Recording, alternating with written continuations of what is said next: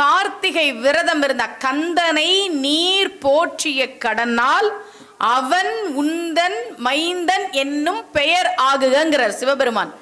யார் ஒருவர் ஒவ்வொரு மாசமும் வரக்கூடிய கிருத்திகை நட்சத்திரம் அன்று முருகனுக்கு விரதம் இருக்கிறார்களோ அவர்கள் அடைய முடியாத செல்வம் என்று எதுவுமே இல்லை.